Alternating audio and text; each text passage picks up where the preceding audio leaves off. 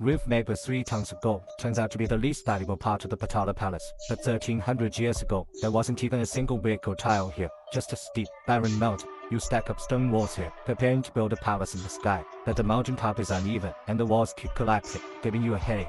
If only you could level the summit. Just as you're worrying, your eyes fall on the exposed rock. And suddenly you get an idea. You follow the natural contours of the mountain, carving grooves into the rock, then bringing the hardest local granite, wedging it into the cracks so the stones take firm root in the mountain. You then build straight, towering walls on top, but before the wall is finished, an earthquake knocks it down. Experienced as you are, you stay calm. When rebuilding, every few layers you lay long stones vertically through the wall, locking the inner and outer stones together to prevent them from falling apart. You also deliberately shape the wall into a trapezoid, wider at the base and narrower at the top, lowering the center of gravity and making it more stable. Even so, drastic temperature differences and frequent earthquakes still cause the stones to shift.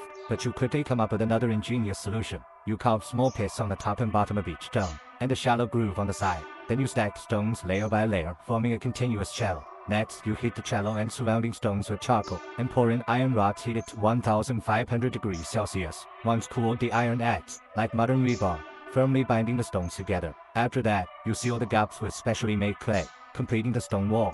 They crisscross and form independent grid-like compartments. This is a core foundation structure, which you call the earth cage. But since the earth cage is a suspended structure, you can't build directly on it. So you place thick wooden beams across the top, cover them with planks, and sealed everything.